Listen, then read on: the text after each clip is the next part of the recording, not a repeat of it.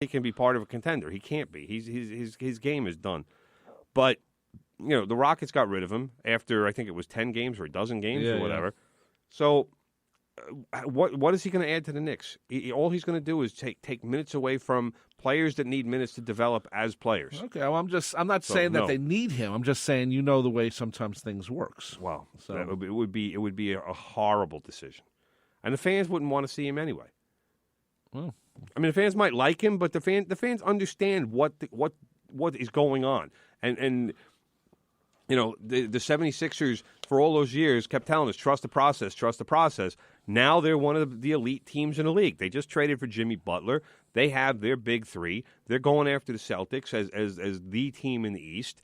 So that's where things are for them. Now the Knicks, not in so many words or not in the same words, but they're essentially telling us to trust the process. Which is not something they do a lot. Well, that's but because their tickets are so damn expensive. I know, but you can't charge $1,500 for a floor-side seat if your team's going to be you can lackadaisical the way they are. No, it's part of the process to rebuild, and that's what teams have to do. You can't. First of all right, the Knicks are going to have free agent money in this offseason, finally. All right, chances are if they keep playing the way they're playing, hopefully they can get a top 3 pick. Right. Because the top 3 are head and shoulders above number 4 as far as this year's upcoming draft. Yeah, a good point. And I'm going to keep saying it as many times as I can. I want Zion Williamson on the Knicks. Yeah. Because he will rebound. Porzingis won't have to rebound, even though he's 7'3". He's not that kind of player. He likes being on the wing. He's not going to ever use his size to the maximum capability that he should, but that's not his game. He's more of a finesse type of player. Zion Williamson will get in. He'll bang. The guy is 6 foot. You need a Charles Oakley type player in this situation. Well, but that kind of player doesn't exist in the NBA anymore. They won't. The NBA won't allow it. But Zion Williamson is 6'8" and 280 or 85 pounds, and he's 18 or 19 years old. He's probably going to even get a little bigger. Well, that's not bad. But the Knicks would probably need him to get a little more muscular as opposed to just getting larger, because you don't want a 310-pound guy unless that is muscle. Now, Zion Williamson, also as big as he is, has about a 40-inch vertical, which I don't even know how that's human. I don't know. Because this kid throws down some of the most ferocious dunks you're ever going to see in your life. Right.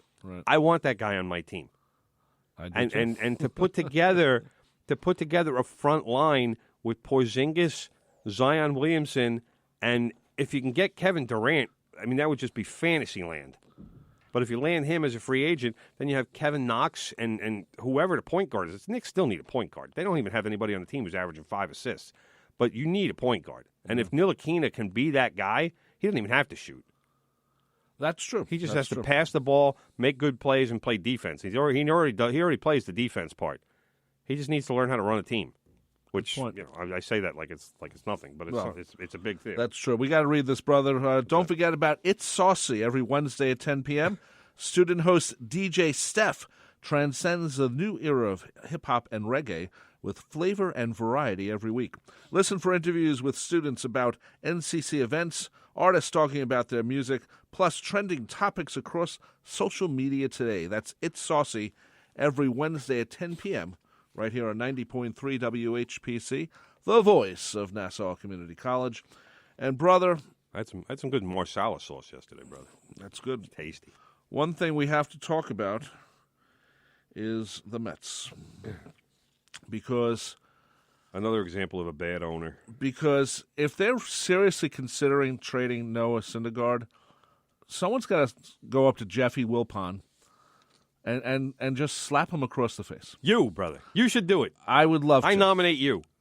And I would like to bring... Because then I'll tell people, I'll say, that's my brother that did that. I would like to bring that not security guard, what was it? The usher. Remember we met him at the Springsteen concert? Oh, yeah. 15 years ago. That dude, yeah, that was a long time ago. He's probably dead by now. But we met an usher years ago who hated Jeff Wilpon.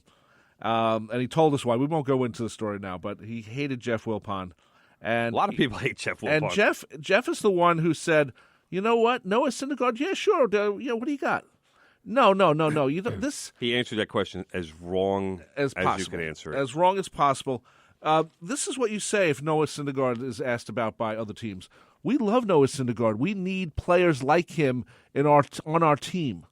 That's what he should say, and thank you for being interested. That's what he should say. Because Seaver, there was a lot of Seaver articles this week, I think because of his birthday or something. No, because of the Cy Young Award. Oh, Cy Young, too. Jacob deGrom. Right, but also, it's like when Seaver got traded.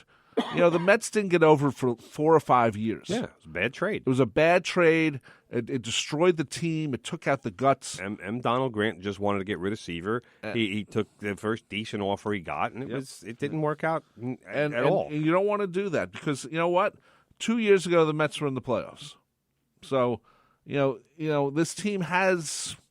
And the expectations were there. Yeah. The rotation was there, Yep. and we're going to win with pitching and good defense. And the last 2 seasons, it's all fallen apart. Yeah, and what was the thing? If the Mets had scored 3 runs every time Jacob deGrom... If the Mets had scored 4 runs every time Jacob deGrom pitched this season, he would have been undefeated, basically. he would have. I think he would have been 30-0. Yeah, something like that. Because he did allow 4 runs in 1 game. Nope. Yep. It was against the Marlins in April. Yep. But after that, it was 29, I think, starts in a row where he allowed 3 runs or fewer. So Jeff Wilpon should be quiet. Yeah. That is, and they should also get that Seaver statue going, which they've been talking about. I guess I don't know what they're doing. This team is they don't treat their history. You say what you want about the Yankees. The Yankees embrace their history every single year, and not just because they win, but they have the old timers game. They bring down the guys down in spring training so they can hang out and show the players, hey, you see this ring on my finger? You see these 5 rings on my finger? Stuff like that. Yeah. And they bring him down for a week. They pay him. Give him vacation, whatever they do. Hey, Paul O'Neill, how are you? Hey, Paul O'Neill. Show us your ring. Yeah. Hey, Tino, what's going on? Yeah. Hey, Jorge Posada, go yell at that kid. He's loafing over there. To tell him, light a fire under his butt. Yeah. So anyway, I hope they do not trade Noah Syndergaard. I understand the thought process. Well, you have to listen for everyone, not on Noah. I think unless his arm falls apart, which I don't think it's going to, you don't do anything with this guy except support him and let's get the Mets back to where they were 2 years ago. I'm going to disagree with you, brother, but only in slight manner here. Thank you. First of all, Wilpon, he kind of said the right thing, but he just said it in such a bad way that it made it sound like, well, yeah, of course we'll think about trading Syndergaard. What he should have said was something along the lines of... What I just said. Well, basically, we'll consider anything, but we're not going to trade him. Well, no. He should have said Noah's a core part of our team. Because the problem that I had with the way Wilpon said it was that when somebody asks about a player, and is this guy going to be available, what are you going to plan on doing, you have to make the player sound wanted. Right. And Wilpon didn't do that. He made Syndergaard sound like an asset as opposed to a person. And you never want to do that as ownership. Good point. So whether or not, because Christy Ackert, remember, we had Christy Ackert on a few weeks ago, and we asked her about Syndergaard, and she said that she could envision a scenario where the Mets did trade him. Because I think what she was saying is that the Mets think that Syndergaard is kind of stubborn. He's not necessarily the best team guy. Because you remember what happened with the whole the arm thing, with after what they wanted him to get the MRI Sure. and he didn't.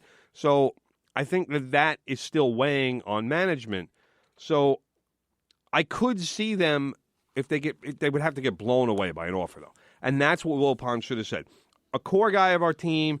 But he should have said, look, after the last 2 seasons we've had, nobody is untouchable, but as somebody who's as critical to our success as Noah Syndergaard is, we would have to get blown away by an offer. That's how he should have said it. Yeah, well. And he didn't. No. So that's the problem. Now, that being said, the Padres have one of the best farm systems in baseball.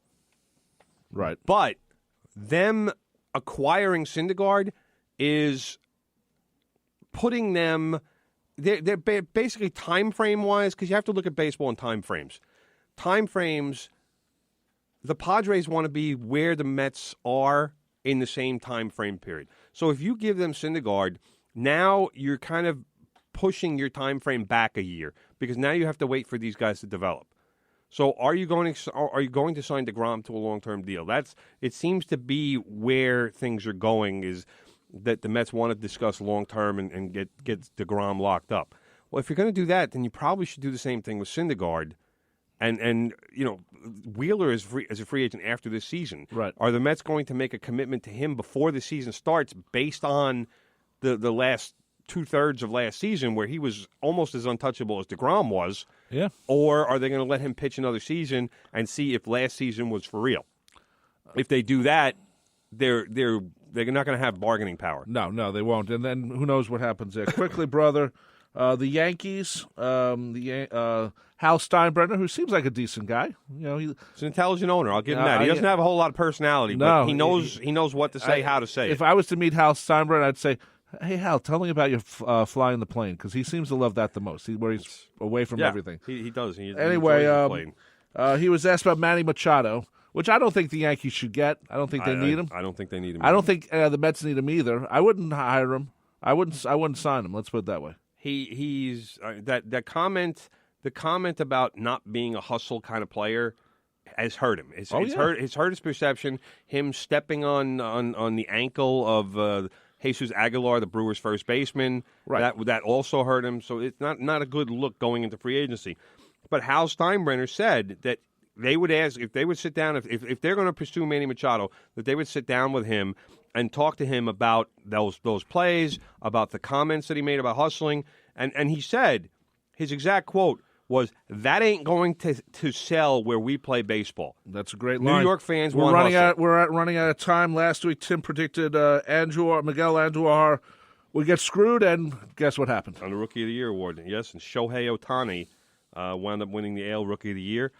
Jacob deGrom, as everybody knows, got the NL Cy Young Award. Yay. I still don't understand the rage from Met fans about the one vote for Max Scherzer. I don't understand it. Your guy still won. He won by a legitimate landslide. Right. I know that word has been thrown around lately. I think it's because the writer was John Maffei, works with San Diego Times Union, San Diego Union Tribune. He voted against it, and then he was on the show, and then he walked off the show like 20 seconds later. Yeah, because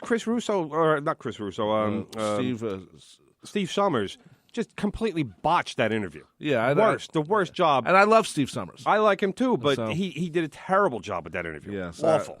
And you know what? I understand why you're gonna have fun with him, but you know what? The guy doesn't know you. You don't know him. He doesn't know you. The sarcasm of Steve Summers doesn't come through in San Diego. Let's put it that way. First thing he said when the guy got on the phone is, "How do you look at yourself in the mirror?" You don't start an interview like that. Well, if you want to start a fight, you do. It's a great get to have him on the show and to have him first, right? Because everybody wants to know what's wrong with this guy. Why is he an idiot? And to not ask the question. You have to ask the question before you start making fun of the guy, and before you make him look like a dope. You have to ask him and get the answer. At least get his side of the. That's interview 101. Yes, we have to get his side. So terrible job by Steve Summers, and I love Steve Summers. But anyway, Tim and I Gary Sanchez had shoulder surgery, by the way. He should be okay for spring training. But Summers saying that might have been why he batted 186 this year. Okay, left shoulder, non-throwing shoulder. We must be leaving, brother. Tim, you're on Twitter at Real Tim Leonard. I am Rob Leonard. He is Tim Leonard. Go to our we have a Facebook page from the Press Box, and of course, if you want to catch the show as a podcast, just go to Spreaker.com or just type in podcast, and from the Press Box you'll find it. Coming up next is Big Ed. I know you're excited, Tim. Yes. Oldies music the way Big Ed does it. And Big Ed has already told me he's going to watch the U.S. play Italy tomorrow in soccer. Yes, that's because Big Ed loves soccer, and he loves oldies. You heard him. So stay tuned to WHPC. Big Ed's coming up next with the oldies. Bye-bye with good gold. The views expressed on air are not necessarily those of WHPC, its management, or Nassau Community College. Responsible opposing viewpoints will be considered by emailing them to whpc@ncc.edu or by mail at WHPC 1 Education Drive, Garden City, New York 11530. Thanks for listening to the voice of Nassau Community College, 90.3 WHPC.